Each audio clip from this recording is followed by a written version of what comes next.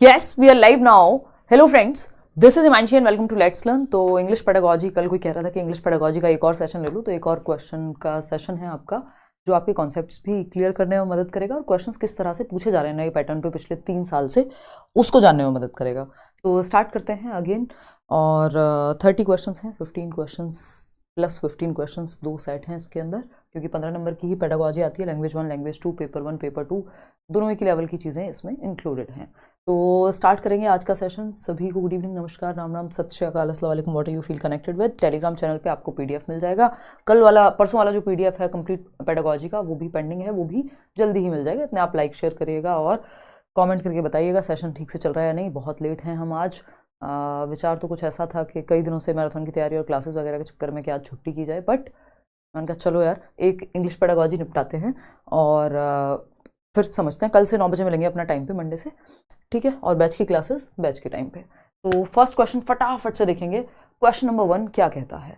Question number 1 says a teacher showed. देखिए 5-7 ही topic हैं जो इंग्लिश पेडागोजी के हैं, उसके अंदर सारे सब टॉपिक्स हैं।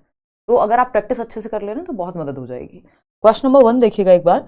ये कहता है a teacher showed a movie with the captions to learners in class 6। सिर्फ और सिर्फ प्रीवियस ईयर कर लो, हिंदी पेडागोजी, इंग्लिश पेडागोजी, कुछ नहीं सोचना है। इवन पूरा सीटीईटी वैसे वर्क करता है, बट इन केसेस में तो और कम सिलेबस है हिंदी और इंग्लिश पेडागोजी का, तो क्योंकि वेटेज कम है।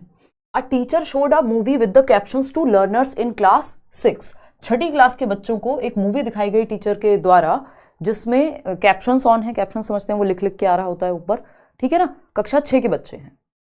The movie is based on one of the chapters in the text book. अब बुक का कोई एक चैप्टर है उनकी टेक्स्ट बुक में, उनके सिलेबस में, उस चैप्टर पे आधारित है ये मूवी। ऐसा कई बार होता है, जो लोग लिटरेचर के स्टूडेंट्स हैं, बहुत सारी नॉवेल्स पे मूवीज बनती हैं। तो मान लीजिए पाठ पे आधारित है कोई, हम कहते हैं सत्यवादी हरिश्चंद्र का कोई चैप्टर है मान लेते हैं, उस पर मूवी दिखा दी, ठीक है।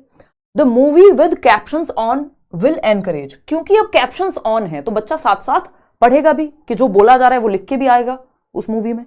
तो कैप्शंस ऑन है तो इससे फायदा क्या मिलेगा, और टेक्स्ट बुक के किसी चैप्टर पे आधारित है ये मूवी। पहला ऑप्शन है लिसनिंग स्ट्रैटेजीज, यानी सुनने की जो तकनीक होती है वो बेहतर होंगी। लिसनिंग स्ट्रैटेजीज क्या होती है, हमें फीडबैक बेहतर दे पाएंगे, अटेंटिव होकर के सुन पाएंगे, ये सब लिसनिंग स्ट्रैटेजीज में आता है। एक्टिव व्यूइंग, यानी बच्चा ध्यान से देखेगा, क्योंकि या तो उसका ध्यान उन पात्रों पे, उन कैरेक्टर्स पे जाएगा जो एक्टर्स एक्टिंग कर रहे हैं, या फिर नीचे लिखे हुए सबटाइटल्स पर, जिसको हम कैप्शंस कह रहे हैं। बात सही है, एक्टिव व्यूइंग हो गई। फिर आता है and motivating the students to use authentic language material. देखिए ऑथेंटिक लैंग्वेज मटेरियल क्या होता है। Authentic language material is something कि जो बनाया नहीं गया आपकी क्लासरूम में पढ़ाने के लिए, बट आप उसको यूज कर सकते हैं लैंग्वेज को सीखने के लिए।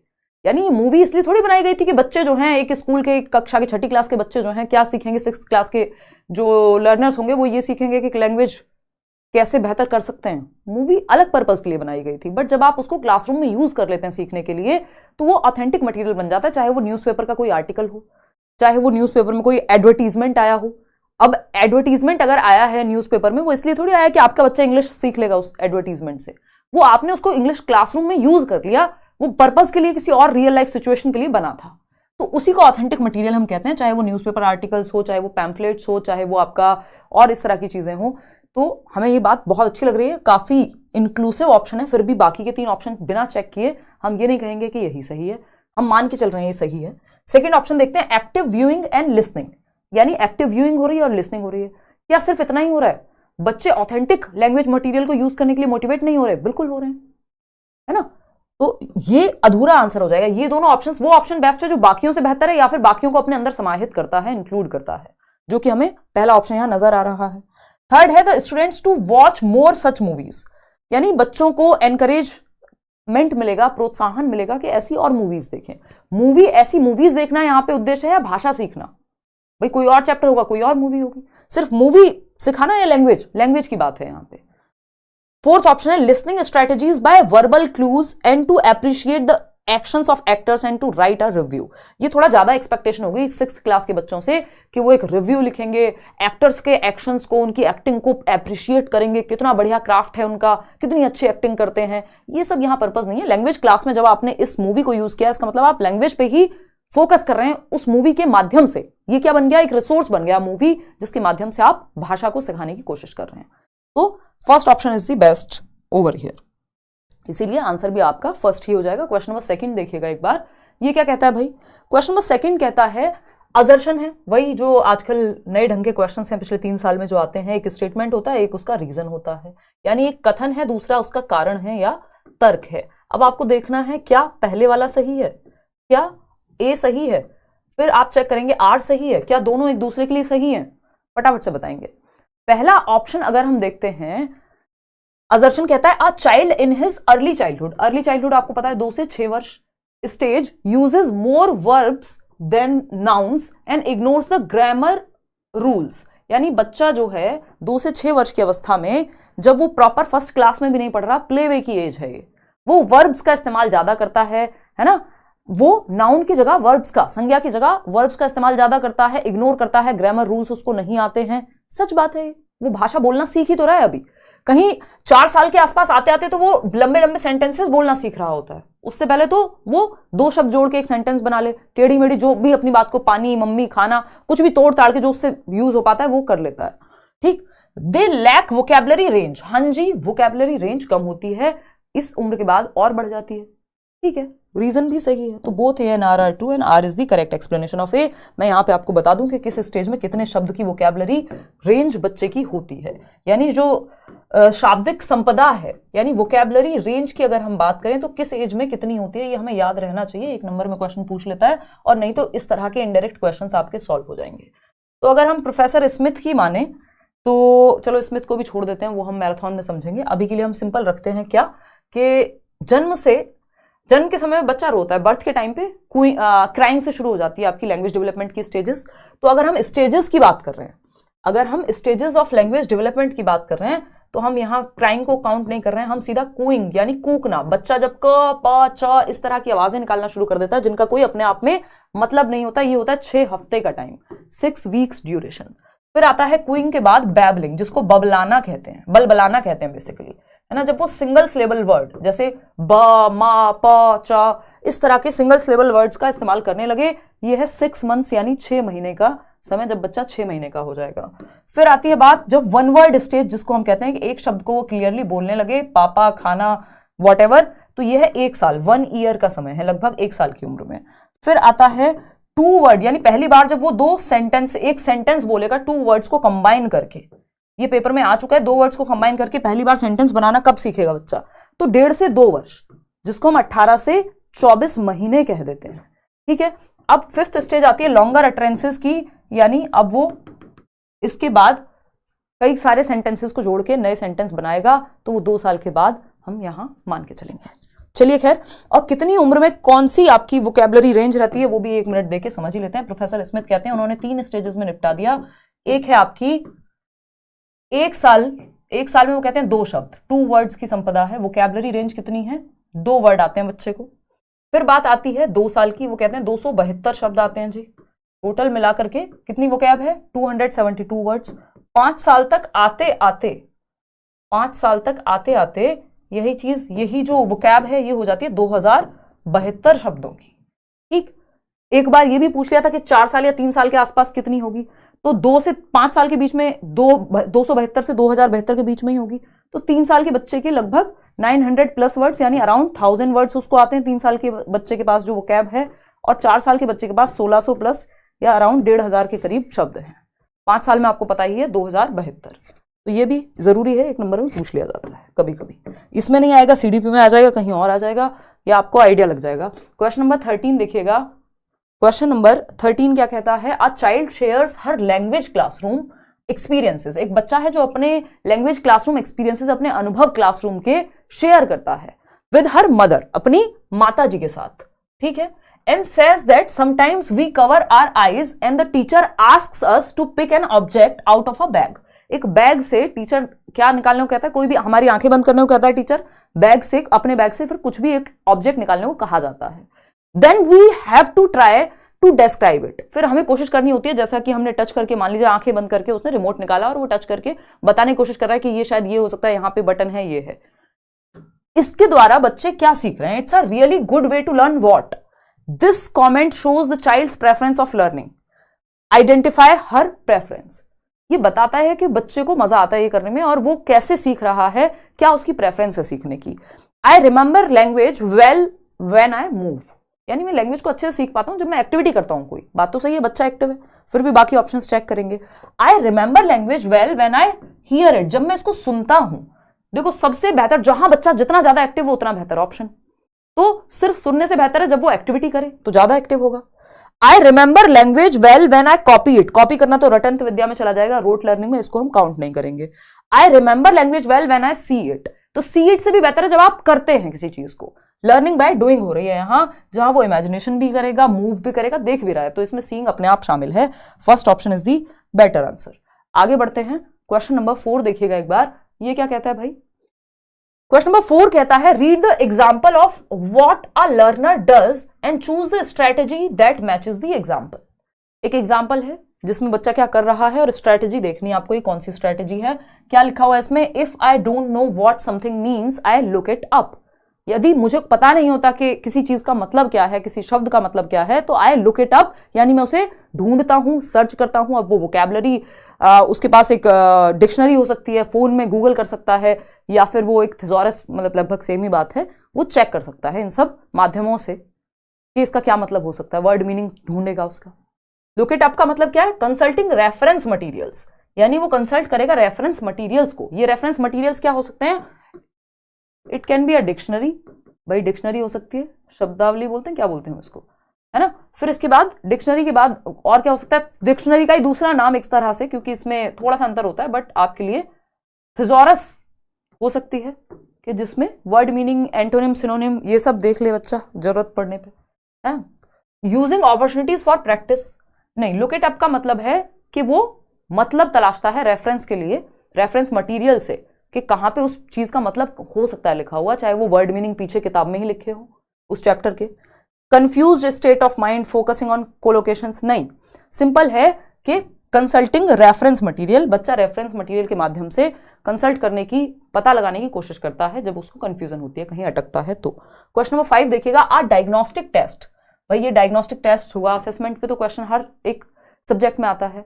अ diagnostic test is used to assess, एक डायग्नोस्टिक टेस्ट जो है किस चीज का आकलन करने में मदद करता है। डायग्नोस, डॉक्टर पहले डायग्नोस करता है, अगर 5 दिन से बुखार है वो कहेगा भाई टेस्ट करा लो, फिर आप डायग्नोस्टिक लैब जाते हैं, या वो लैब वाला बंदा आजकल घर आ जाएगा, है ना, पैथोलॉजी लैब जिसको हम कह दे रहे हैं, ब्लड टेस्ट करेंगे वो, तो डायग्नोस करते हैं वो पहले कि भाई कारण क्या है, तब तो जाकर के दवाई दी जाएगी। तो डायग्नोस्टिक टेस्ट के बाद रेमेडी दी जाती है, एक तो ये याद रखना है, क्योंकि डायग्नोसिस से क्या पता चलेगा कमी कहां है, दिक्कत कहां है, गैप कहां है बच्चे की लर्निंग में, वीकनेस क्या है, स्ट्रेंथ क्या है, ये सब हम पता लगा पाएंगे। डायग्नोस करने में वैसे तो हम जनरली यही पता लगाते हैं कि समस्या है कहां। Learners ability to summarise the main points, ये आकलन कर रहे हैं आप, नहीं, हम बच्चे की वीकनेस पता लगाते हैं। डायग्नोसिस का मतलब यह है कि कहां गैप है, कहां दिक्कत है, वो पता लगाएं। Learners ability to recognise their own language mistakes, खुद से नहीं, यहाँ पे टीचर ने काम किया है, ये डायग्नोस्टिक टेस्ट टीचर लेता है, सेल्फ असेसमेंट नहीं है। एंड रैंक लर्नर्स, बच्चे को रैंक करना वैसे भी कोई उद्देश्य नहीं है। Learners strong and weak points in language, भाई क्या तो कमी है और कहां वो स्ट्रॉन्ग है। जनरली कमी का कभी भी पता लगाने का क्वेश्चन आएगा तो डायग्नोस्टिक टेस्ट सीधा आंसर हो जाता है, या गैप्स का पता लगाना है कि बच्चे की लर्निंग में गैप कहां रह गए हैं, कैसे उसको दोबारा से ठीक से सिखाने की जरूरत है, कौन से मेथड्स में इंप्रूवमेंट की जरूरत है, फीडबैक मिलता है इससे। तो बच्चे का स्ट्रॉन्ग एरिया कौन सा है, वीक एरिया कौन सा है, ये डायग्नोस्टिक टेस्ट से पता लगता है। जो वीक एरिया है फिर उसको ठीक कराया जाता है रेमेडियल टीचिंग देके। डायग्नोस्टिक मतलब निदानात्मक परीक्षण, रेमेडियल टीचिंग है आपका उपचारात्मक शिक्षण, या आप उपचारात्मक शिक्षण देते हैं, एक्स्ट्रा क्लासेस लेंगे एंड ऑल। तो ये सीसीई जो आपका कॉन्टिन्यूअस एंड कॉम्प्रिहेंसिव इवैल्यूएशन है उसी के अंदर आता है।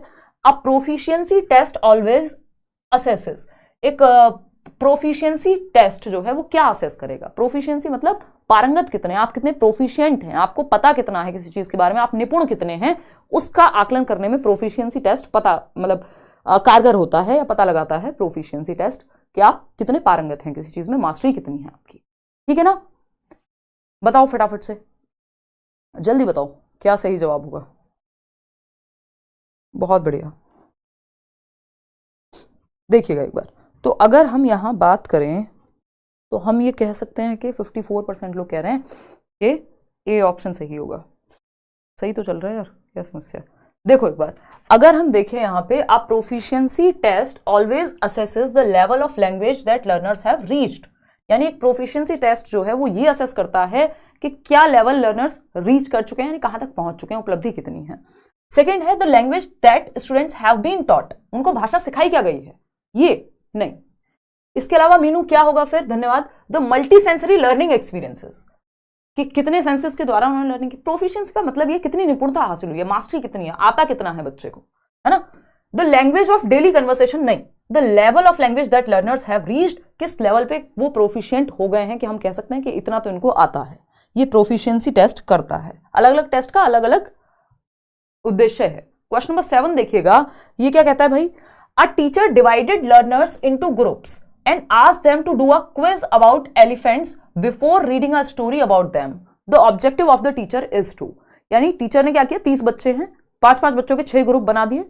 अब उनको एक क्विज दी गई एलिफेंट्स के ऊपर, हाथी के ऊपर। अब हाथी कैसा टॉपिक है, थोड़ा बहुत सबको पता होगा, या कुछ ना कुछ तो किसी को भी किसी टॉपिक के बारे में पता होगा। तो एलिफेंट्स के ऊपर उनको एक क्विज दी गई कि अच्छा इनके इतने हाथ होते हैं, इतने पैर होते हैं, ये होता है वो होता है। तो वो कुछ क्वेश्चंस क्विज सॉल्व कर रहे हैं, जिसमें येस और नो या 4 ऑप्शन वाले क्वेश्चंस होंगे, ठीक है ना। अब ये स्टोरी पढ़ाने से पहले किया जा रहा है, यानी प्री रीडिंग एक्टिविटी है, यानी रीडिंग को शुरू कराने से पहले की जाने वाली ये एक्टिविटी है।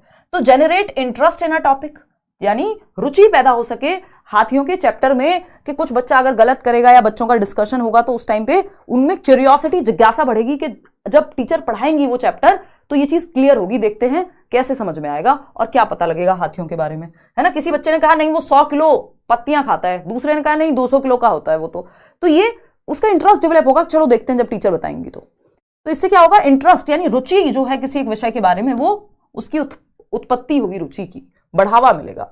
पीयर फीडबैक नहीं, सिर्फ पीयर फीडबैक नहीं, यहां पे रीडिंग से पहले कराई जाने वाली एक्टिविटी है प्री रीडिंग, जिसको हम कहेंगे।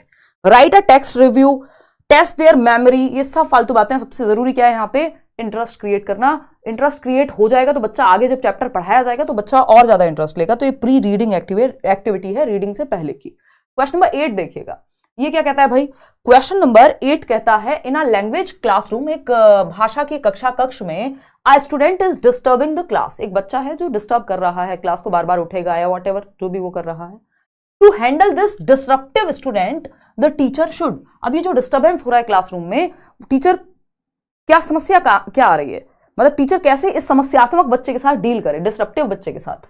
First talk to the children to offer remedies, यानी कि पहले बच्चे से बात करें कि भाई रेमेडीज क्या दें, उसके लिए सॉल्यूशन क्या निकालें, उससे पहले बात करके पता लगाना पड़ेगा बच्चे की दिक्कत क्या है।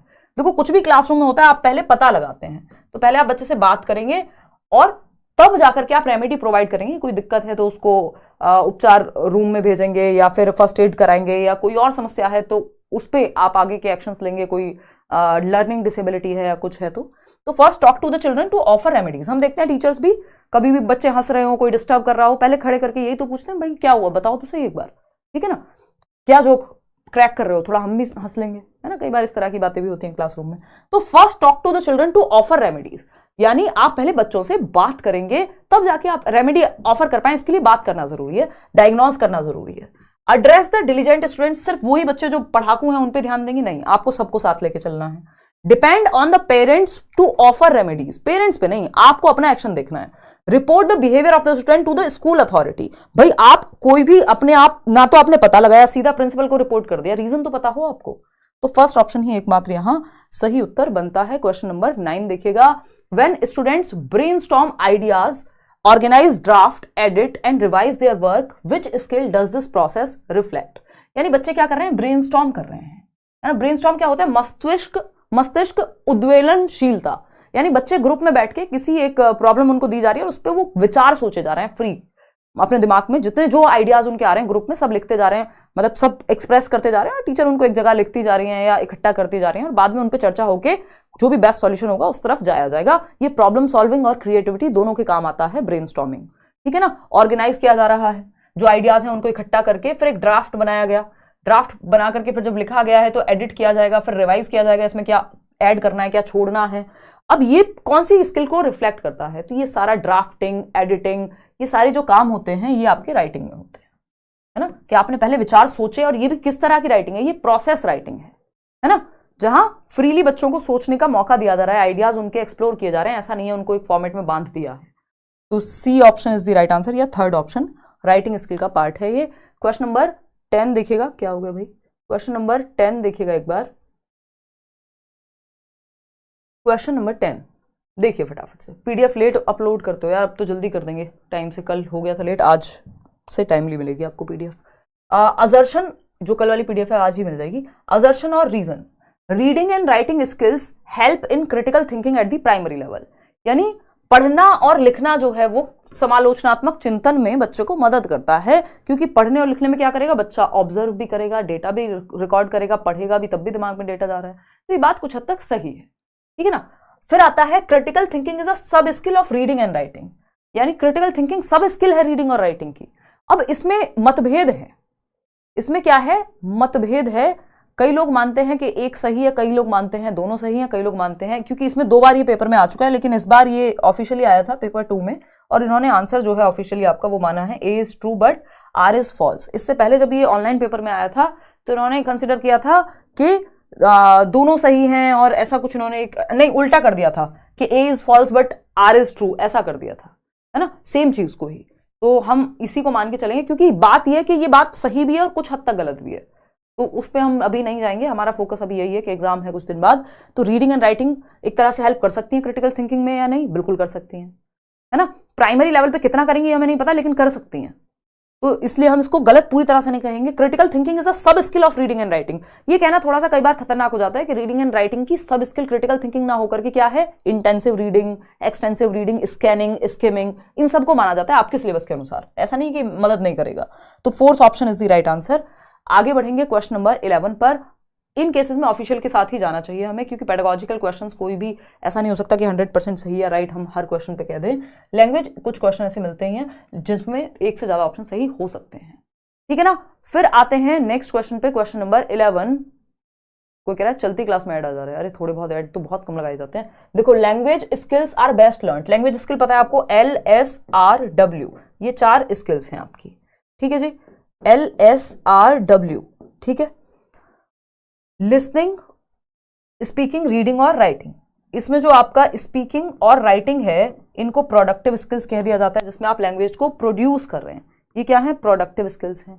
जो आपका लिसनिंग और रीडिंग है इनको रिसेप्टिव स्किल्स कह देते हैं, क्योंकि यहां पे आप लैंग्वेज को रिसीव कर रहे हैं, या पैसिव स्किल्स भी कह सकते हो। ये स्पीकिंग और राइटिंग जब आप भाषा का उत्पादन कर रहे हो, जैसे मैं बोल रही हूँ या लिख रही हूँ, तो ये प्रोड्यूस कर रही हूँ मैं लैंग्वेज को, तो इसको एक्टिव स्किल्स या प्रोडक्टिव स्किल्स भी कहते हैं, ठीक है जी।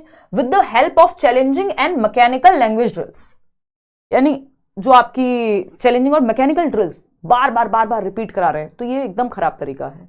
If the teacher focuses on one skill at a time, ये भी खराब तरीका है। ये इंटीग्रेटेड, देखो एक तो इनका सीक्वेंस जो साइकोलॉजिकल सीक्वेंस है यही है, सीखे जाए ये सीक्वेंस में जाने चाहिए, इंटीग्रेटेड मैनर में होते हैं ये। जब आप सुन रहे हैं तो आप बोलना भी सीख रहे हैं, जब आप पढ़ रहे हैं तो आपको लिखना भी आएगा कि भाई मैंने ये इसकी स्पेलिंग ये पढ़ी थी रीड की, तो आपको वो याद रहता है अगली बार जब आप लिखते हैं। तो ये आपस में इंटर रिलेटेड हैं, इंटीग्रेटेड हैं, एकत्रित रूप में सीखे जाते हैं, ये हम कह सकते हैं बेस्ट तरीका वही है। हालांकि ये कहना कि सिर्फ सीक्वेंस में ही सीखा जाते हैं वो गलत होगा, लेकिन सीक्वेंस में ही सीखे जाने चाहिए, और इंटीग्रेटेड मैनर में तो ये सीखे जाते हैं, आइसोलेशन में नहीं सीखे जाते सिर्फ टेस्ट के थ्रू, और ये वो खराब चीजें होंगी। जैसे आप रोल प्ले ही करा रहे हैं, तो बच्चों को पहले लिखने को कह दिया कहानी को, फिर वो रोल प्ले में लिसनिंग भी हो रही है, स्पीकिंग भी हो रही है, रीडिंग राइटिंग भी हो रही है ना, वो डायलॉग भी पढ़ेगा आपने। क्वेश्चन नंबर 12 देखिएगा, to assess whether students have understood how to use the narrative skill.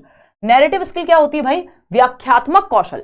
कहीं आप घूमने गए थे यात्रा पे, अब आप व्याख्या कर रहे हैं आके कि भाई मैं मुंबई गई थी अपने पेरेंट्स के साथ छुट्टियां मनाने अपनी मौसी के यहाँ, वहां मैंने ये देखा, वहां मैंने ये देखा।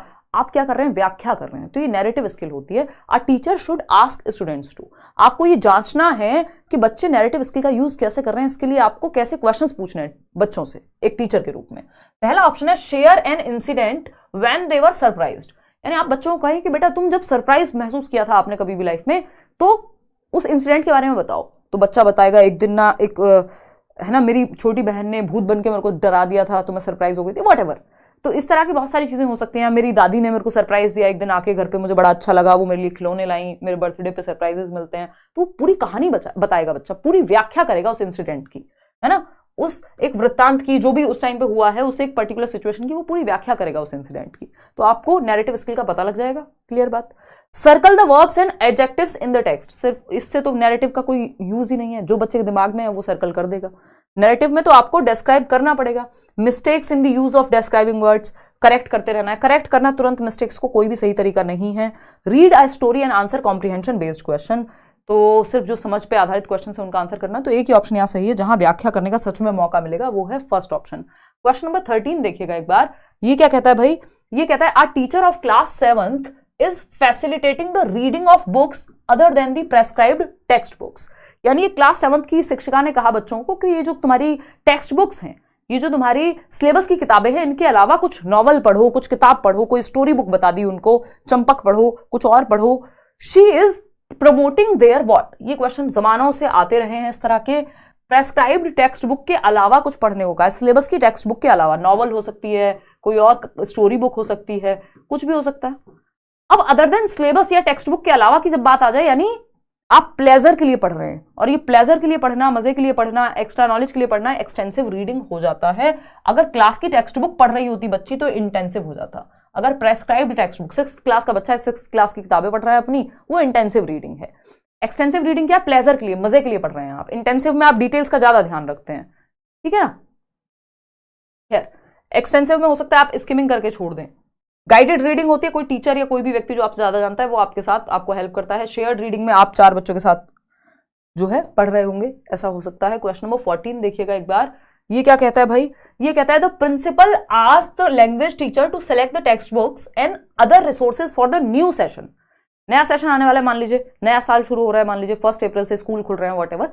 तो प्रिंसिपल ने कहा टीचर को कि टेक्स्ट बुक सेलेक्ट करो आप, ठीक है ना, लैंग्वेज क्लास रूम के लिए या लैंग्वेज के सब्जेक्ट के लिए। आपका हिंदी हो सकता है, इंग्लिश हो सकता है, यहाँ पे इंग्लिश ही है। टेक्स्ट बुक सेलेक्ट करने को कहा है प्रधान अध्यापक ने स्कूल के सेशन के लिए। While selecting them which one of the following is not relevant. जब आप टेक्स्ट बुक सेलेक्ट कर रहे हैं बच्चों के लिए कि इस साल उनको ये वाली किताबें पढ़ाएं, तो कौन सी चीज रेलिवेंट नहीं है?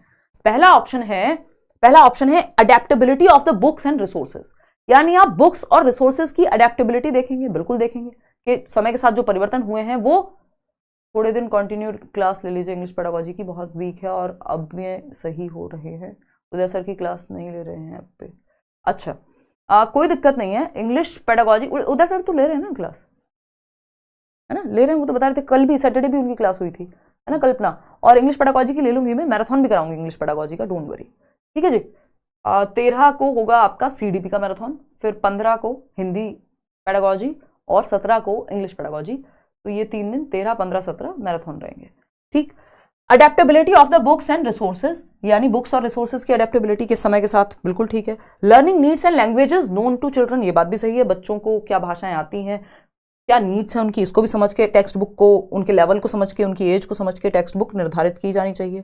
लेकिन एक चीज गलत है, conceptual complexity and density of material. आपको कॉम्प्लेक्स किताबें नहीं, सिंपल भाषा में, आसान भाषा में किताबें, प्रिंटेड मटेरियल वाली किताबें, थोड़ा साइकोलॉजिकली बच्चे के लेवल को समझने वाली किताबें, ना कि उसको जटिलता में फंसाने वाली किताबें चूज करनी है। मुश्किल नहीं, आसान किताबें ऐसी होनी चाहिए जो बच्चे के लेवल के आधार पे हो और उससे बातें कर सकें, मतलब आसान भाषा में हो, है ना। बुकिश लैंग्वेज बिल्कुल लिटरली नहीं होनी चाहिए। क्वेश्चन नंबर 15 देखिएगा। The teacher develop the criteria to monitor the use of language materials by learners. के बच्चे लैंग्वेज मटेरियल्स का कैसे यूज करते हैं, ये मॉनिटर करने को टीचर को कहा गया है। Which criteria is most important and helpful in monitoring the use of material. कौन सा तरीका, कौन सा क्राइटेरिया बेहतर है कि आप मटेरियल का कौन से मटेरियल का कितना यूज है, इसको असेस कर पाए। पहला ऑप्शन है present material prepare and practice. Usability, repetition and production of utterances, नहीं कि उच्चारण कैसा कर पा रहे हैं, यूजेबिलिटी क्या है, चलो ठीक है कुछ हद तक, लेकिन ये रिपीटिशन बेहतर नहीं लग रहा। Observation, feedback sessions and written reports, ये थोड़ा बेहतर है। Checklist, assumptions and learning outcomes, के क्या रिजल्ट निकल के आएगा, नहीं। मटेरियल आपका अच्छा है या नहीं है वो यूज ऑफ मटेरियल में पता लगेगा। ऑब्जर्वेशंस कितनी है उन चैप्टर्स में, उन बुक्स में, फीडबैक सेशंस हो रहे हैं या नहीं, रिटन रिपोर्ट्स, इससे डायरेक्ट फीडबैक हमें मिल पाएगा। बाकी ऑप्शंस के मुकाबले बच्चा यहां ज्यादा एक्टिव मिलेगा हमें। क्वेश्चन नंबर 16 देखिएगा। लैंग्वेज इज, भाषा क्या है, ये भी क्वेश्चन बहुत बार हिंदी इंग्लिश सब जगह पूछा जा चुका है। Language is system of structure, संरचनाओं का एक सिस्टम है, कम्युनिकेशन सिस्टम है, संप्रेषण का माध्यम है।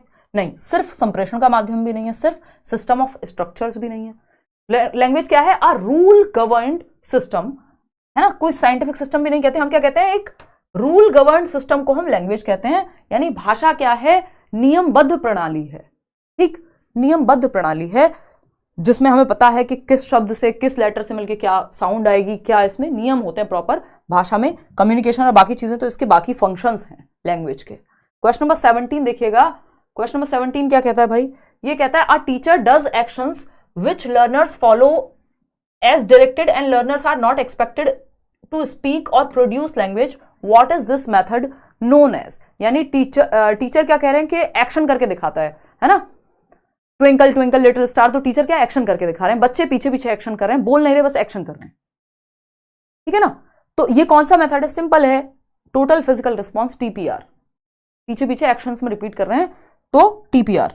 ये बहुत बार आ चुका है, हर बार आ रहा है। क्वेश्चन नंबर 18 देखिएगा कि जैसे एक्शन टीचर करे उसके पीछे पीछे वो अपने शरीर से बच्चा टोटल फिजिकल रिस्पॉन्स दे। Question number 18, how many languages are listed in 8th schedule of the Indian constitution. 8वीं अनुसूची में भारतीय संविधान के कितनी भाषाएं जो हैं वो लिस्टेड हैं? 22 यानी 22, 18, 26 या 1179। 22 लैंग्वेजेस, 22 भाषाएं जिसमें इंग्लिश नहीं है ना, ठीक है ना।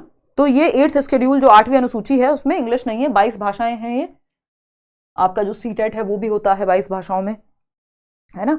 और अगर हम बात करें, आपका 1963 में एक एक्ट आया था, ओला, ऑफिशियल लैंग्वेज एक्ट, जिसके तहत जो हिंदी है वो भारत की ऑफिशियल लैंग्वेज है ना, राजकीय भाषा कहीं, क्या कहेंगे, ऑफिशियल लैंग्वेज है। एसोसिएट ऑफिशियल लैंग्वेज है आपकी इंग्लिश, है ना, ये सह राजकीय भाषा है, तो ये इंग्लिश हो गई। ऑफिशियल लैंग्वेज है आपकी हिंदी, राष्ट्रीय भाषा कोई है नहीं है सच भारत की, ठीक है ना। तो ये एक बेसिक सी बात है, इन 22 भाषाओं में इंग्लिश नहीं है, ये एसोसिएट ऑफिशियल लैंग्वेज है। आगे बढ़ेंगे, इंग्लिश। क्वेश्चन नंबर 19 देखिएगा, इनमें और बहुत सारी भाषाएं हैं, हिंदी से लेके और अदर। 19 देखिएगा, a classroom make the learners notice language through, ये मैराथन में भी हम पढ़ेंगे, a classroom make the learners notice language through various means, for example on the wall, तो वॉल पे भी कुछ कहानी, कविताएं, चित्र बने हुए हैं। क्लास लाइब्रेरी में भी आपकी चीजें हैं जिससे लैंग्वेज बच्चे नोटिस कर पाए, ऑडियो हैं लैंग्वेज बुक्स की, वीडियोज हैं जिसमें कहानियां हैं, किस्से हैं। इस क्लासरूम को क्या कहा जाएगा? तो ये क्लासरूम सिंपल आंख बंद करके आप बता सकते हैं कि ये लैंग्वेज रिच एनवायरमेंट है या इनपुट रिच एनवायरमेंट है, जहां एनवायरमेंट में आसपास भर भर के भाषा का इनपुट है कि जिधर बच्चे देख रहे हैं उधर ध्यान जा रहा है। अच्छा, दीवारों पे भी कहानियां लिखी हुई हैं, शब्द लिखे हुए हैं, है ना, अ से अनार दीवारों पे भी लिखे रहते हैं, लाइब्रेरी में भी है, ऑडियो बुक्स भी है, तो यानी भर भर के एनवायरमेंट में लैंग्वेज के इनपुट्स हैं, तो इसको लैंग्वेज रिच एनवायरमेंट कहते हैं, जो कि प्रिंट रिच एनवायरमेंट भी कह देते हैं, बहुत ही जरूरी होता है सीखने के लिए। Skimming a text means, skimming और स्कैनिंग बहुत कॉमन क्वेश्चन है, बहुत बार पूछा जा चुका है। स्किमिंग अ टेक्स्ट मीन्स, यानी स्किमिंग का क्या मतलब है, सिंपल हमसे सवाल ये पूछा है। अब इसके साथ साथ आप बता देंगे स्कैनिंग का क्या मतलब है ना, इन्हीं 4 ऑप्शंस में से स्कैनिंग भी होगा। देखिए स्किमिंग क्या है, स्किमिंग होता है एक जनरल आइडिया, एक समरी देना, है ना, मूवी देख के आए 2 घंटे की और 15 मिनट में बता दी, ये क्या है, रीडिंग फॉर जनरल मीनिंग। आपने कोई बुक देखी और उसको बस मोटे तौर पे आप सरसरी निगाहों से देख ले रहे हैं कि हाँ ठीक है, अच्छा इसमें ये है, इसका टाइटल ये है। जब आप पैसेज देख के कोई उसका टाइटल देने की बात करते हैं तो आपने मोटे मोटे तौर पे उसको देख लिया, एक जनरल आइडिया ले लिया, जस्ट निकाल लिया, यानी एक सार निकाल लिया आपने, इसको कहते हैं स्किमिंग। स्किमिंग क्या होता है भाई, मक्खन निकाल लिया आपने दूध में से, मतलब काम की बात निकाल ली, एक जनरल आइडिया ले लिया, टाइटल बता दिया किसी चीज का, और फिर उसके बाद क्या किया आपने, एक टाइटल दे दिया या सार दे दिया, जस्ट दे दिया, समरी दे दी, तो ये स्किमिंग है। स्कैनिंग क्या है, जब आप स्पेसिफिक डिटेल्स के लिए पढ़ रहे हैं तो वो स्कैनिंग है, आप प्रॉपर स्कैन करते हैं, जैसे आपका स्कैनर जो है ना, स्कैनिंग है ये। जैसे कि आप एयरपोर्ट पे भी जा रहे हैं तो वो स्कैनर लेके सीआईएसएफ जो या जो भी फोर्स वहां पे है, सीआईएसएफ ही होती है, तो वो क्या कर रहे हैं, स्कैन कर रहे हैं कि कहीं आप कोई मेटल तो नहीं लेके आ गए हैं, तो वो मेटल को डिटेक्ट करने के लिए स्कैनिंग चल रही है। इसी तरह से कोई स्पेसिफिक डिटेल या स्पेसिफिक वर्ड का मीनिंग ढूंढने के लिए जब आप ढूंढ रहे हैं डिक्शनरी खोल करके, तो वो स्कैनिंग है। जब आप ओवरऑल आइडिया ले रहे हैं किसी चैप्टर का तो वो स्किमिंग है। क्लियर है। रीडिंग लाउड तो भाई लाउड ही रीडिंग है, तो फिर इंफॉर्मेशन के लिए तो दोनों ही हो रही हैं कहीं ना कहीं। चलिए खैर क्वेश्चन नंबर 21 देखते हैं और क्या पूछा है वो देख लेते हैं एक बार। Use of vocabulary, pronunciation and grammar are, यानी आप वोकैबुलरी का इस्तेमाल कर रहे हैं, है ना, जो भी आपके पास शाब्दिक संपदा है प्रोनाउंसिएशन, उच्चारित कैसे करते हैं किसी शब्द को, ग्रामेटिकल एस्पेक्ट्स की बात कर रहे हैं जिसमें रूल्स हैं, स्ट्रक्चर है, फॉर्म्स, तो इन तीनों में ही है। तो इनफॉर्मल लैंग्वेज इनपुट है। इनफॉर्मल तो ये कहीं से नहीं है, इनफॉर्मल है जब आप भाषा को अपने यारों दोस्तों में, घर परिवार में बिना नियम कायदे कानून के इस्तेमाल कर रहे हो। फॉर्म ओरिएंटेड लैंग्वेज इनपुट, हाँ ये हमें लग रहा है कि फॉर्म ओरिएंटेड है। मीनिंग ओरिएंटेड, सिर्फ मीनिंग पे फोकस है यहाँ पे, ये स्ट्रक्चर भी तो है, जो ग्रामर है उसमें स्ट्रक्चर भी शामिल है। लिंग्विस्टिक्स ओरिएंटेड लैंग्वेज इनपुट्स, कोई भाषाविद की बात हो रही है यहाँ पे एकदम लिंग्विस्टिक्स मतलब कौन सा शब्द कहां से बना था, क्या ओरिजिन था, ये सब बात तो नहीं हो रही है। ये फॉर्म ओरिएंटेड लैंग्वेज इनपुट इसको हम कहेंगे, क्योंकि वोकैबुलरी में भी क्या है, फॉर्म्स होंगी शब्दों की, है ना, प्रेजेंट है, पास्ट है, व्हाटएवर। प्रोनाउंसिएशन में भी आप कौन सा शब्द कैसे प्रोनाउंस करेंगे। ग्रामर तो टोटली फॉर्म बेस्ड चीजें हैं जिसमें स्ट्रक्चर प्लस फॉर्म्स होंगी, तो ये फॉर्म बेस्ड आपका लैंग्वेज इनपुट्स हो जाएंगे। क्वेश्चन नंबर 22 देखिएगा, 22वां सवाल क्या कहता है, फटाफट से देखते हैं। व्हाट इज प्रोडक्टिव वोकैबुलरी, अभी हमने बात की थी, एक होती है एक्टिव वोकैबुलरी और दूसरी होती है पैसिव वोकैबुलरी। एक्टिव वोकैबुलरी यानी वो शब्द संपदा जिसका आप बार बार प्रयोग करते हैं, जैसे ये शब्द है बार बार या ऑफन अगर मैं कह दूं अंग्रेजी में, है ना, या फिर ऐसे शब्द जो बार बार रिपीट होते हैं, जैसे ये रिपीट वर्ड भी अपने आप में काफी रिपीट होता है ना। तो एक्टिव वोकैबुलरी वो शब्द जिनको हम बार बार यूज करते हैं अपनी वोकैबुलरी में, अपनी बातचीत में, या इसको प्रोडक्टिव बोल दीजिए आप। पैसिव यानी निष्क्रिय वोकैबुलरी या शब्द संपदा क्या है, जो जिसका मीनिंग तो आपको पता है बट आप डेली लाइफ में यूज नहीं करते उसको, है ना। कभी कभार कहीं आपने पढ़ लिया नॉवल के माध्यम से, आपको मीनिंग पता होगा बट लाइफ में आप यूज नहीं करते उसको, तो नॉट यूज्ड ऑफन, यानी ऑफन हम इसको यूज नहीं करते, ज्यादा यूज में नहीं रहता पैसिव वाला, ठीक। तो प्रोडक्टिव यानी एक्टिव क्या है, words that we use in writing and speaking, हाँ भाई ठीक है, बोलने में भी इस्तेमाल कर रहे हैं, प्रोड्यूस करने का मतलब ये हम एक्टिवली, ठीक है। Words which we recognise when someone speaks, उसको एक्टिव कह रहे हैं हम, कि जब कोई बोलता है तो हम रिकॉग्नाइज कर लेते हैं, तो वो तो साइट वर्ड्स कह सकते हो, आप देखते ही आप रिकॉग्नाइज कर लेते हो। Words which we notice while reading, words which we do not understand, नहीं, जिनको हम यूज कर रहे हैं। आगे बढ़ते हैं। Procedural knowledge helps learners, procedural knowledge कैसे हेल्प करती है, एक है डिक्लेरेटिव नॉलेज, पिछली बार भी हमने की थी डिक्लेरेटिव नॉलेज, और दूसरा व्याख्यात्मक कहते हैं डिक्लेरेटिव को, प्रोसीजरल तो है ही स्टेप बाय स्टेप किसी चीज का सॉल्यूशन ढूंढना। Procedural knowledge helps learners, procedure की नॉलेज, यानी साइकिल ऐसे चलाते हैं वो एक प्रोसीजर है, कंप्यूटर ऐसे ऑन करते हैं वो प्रोसीजर है। डिक्लेरेटिव क्या है, आपको डेफिनेशन पता है, डी से डिक्लेरेटिव और डी से डेफिनेशन, तो डी से डी से याद रख लेना कि भाई डिफाइन करने की बात आएगी तो हम कहेंगे डिक्लेरेटिव नॉलेज, जो भी आपने पढ़ा लिखा है, डेफिनेशन है ना, जो भी आपका थियोरेटिकल ज्ञान है वो आ जाएगा डिक्लेरेटिव में। प्रोसीजरल नॉलेज क्या है, जब आपको स्टेप बाय स्टेप प्रोसीजर पता है किसी काम को करने का प्रैक्टिकली, तो पी से प्रैक्टिकल यानी प्रोसीजरल नॉलेज, डी से डेफिनेटिव या डेफिनेशन या डिक्लेरेटिव नॉलेज, ठीक। तो procedural knowledge, learn the knowledge about language, नहीं यहाँ पे तो स्टेप्स होंगे, learn the form first and use it later, ये भी क्या है, डिक्लेरेटिव हो गया। Apply the rules of grammar in communication, जब आपने ग्रामर के रूल्स को कम्युनिकेशन में अप्लाई किया तो ये प्रैक्टिकल नॉलेज हो गई, ठीक है ना। Master the rules of grammar of a language, तो मास्टर कर लिए वो फिर भी अभी डिक्लेरेटिव है, लेकिन जब आप यूज में ला रहे हैं, उसको प्रैक्टिकली इस्तेमाल कर रहे हैं, तो वो प्रोसीजरल नॉलेज हो जाती है, ठीक है। आगे बढ़ेंगे, जैसे कोई सवाल आप सॉल्व कर रहे हैं तो स्टेप बाय स्टेप आपको पता है, तो वो प्रोसीजरल नॉलेज है। लेकिन आपने सिर्फ डेफिनेशन पढ़ ली कि एडिशन क्या होता है, सब्ट्रैक्शन क्या होता है, तो वो डिक्लेरेटिव हो जाएगी। Which approach to writing could be stated as learning to write by writing itself, learning to write by writing itself, इसका मतलब राइटिंग को एक किसकी तरह इस्तेमाल में ला रहे हैं हम, प्रोसेस की तरह। बिल्कुल सही जवाब आप लोग दे रहे हैं। डिक्टेशन तो हो जाता है वो इमला जिसको हम कहते हैं ना, श्रुत लेख, कि कोई बोल रहा है और आप लिख रहे हैं, स्पेलिंग मिस्टेक्स को पकड़ने में काफी, स्पेलिंग्स को इंप्रूव कराने में, वर्तनी की अशुद्धि के लिए काफी हेल्पफुल होता है डिक्टेशन। समराइजिंग है, आपने समरी बता दी फटाफट से देख के। प्रोडक्ट अप्रोच, प्रोडक्ट अप्रोच में एक फॉर्मेट है, जैसे लेटर राइटिंग में या आपकी जो रिपोर्ट राइटिंग होती है, या आप किसी को अगर एप्लीकेशन भी लिख रहे हैं तो आपको पता है कि एक फॉर्मेट है कि सब एक लाइन में ही होने चाहिए, है ना। पहले डेट डलेगी ऊपर, फिर सर लिखेंगे, यहाँ पे एड्रेस होगा डेट के बाद, फिर आप लिखेंगे आई बैक टू से दैट फलाना ढिमकाना, जैसे बचपन में होता था, फिर नीचे जो है आप लिखेंगे योर्स फेथफुली। एक स्ट्रक्चर है, ये प्रोडक्ट अप्रोच का पार्ट है। प्रोसेस अप्रोच क्या है, यहाँ पे स्ट्रक्चर फिक्स हो ना हो, आपके विचार प्रभाव में बह रहे होते हैं, आप फ्लुएंटली लिख पाते हैं, ब्रेनस्टॉर्म कर पाते हैं आइडियाज को, यानी लिखना सीख रहे हैं फ्रीली सोच करके। तो learning to write by writing itself is process approach. Product approach क्या है, एक फॉर्मेट पहले से फिक्स्ड है, उसमें लिखना। क्वेश्चन नंबर 25 देखिएगा, ये क्या कहता है भाई। क्वेश्चन नंबर 25 कहता है which of the following is an extrapolative writing task. Extrapolative भी बहुत आता है। एक्स्ट्रापोलेटिव क्या है, जब आपको इमेजिन करना पड़े, सोचना पड़े, खुद को वहां रखना पड़े, कई बार चिंतन करना पड़े बेसिकली, तो एक्स्ट्रापोलेटिव टास्क में आपको थिंकिंग, इमेजिनेशन, ये सब यूज करना होता है। Imagine you are the boy in the story, write a letter to your friend describing your experience of the journey in which you met a stranger. यानी कि आप इमेजिन करिए कि आप एक लड़के हैं, एक स्टोरी में एक कहानी के पात्र आप हैं, मुख्य पात्र, और आपको एक लेटर लिखना है अपने फ्रेंड को जिसमें आप अपने अनुभव को, कैसी जर्नी रही आपकी जब आप एक स्ट्रेंजर से मिले, एक अजनबी से मिले, तो वो लिखना है लेटर में। यानी आपको खुद को, स्वयं को इमेजिन करके कुछ लिखना होता है। एक्स्ट्रापोलेटिव राइटिंग में हमेशा ऐसा ही कुछ ना कुछ जरूर ऑप्शन में मिलेगा कि आपको इमेजिन करना है कि आप कुछ हैं, यानी इमेजिन कर रहे हैं आप या सोच के लिख रहे हैं खुद को दूसरे की जगह पे।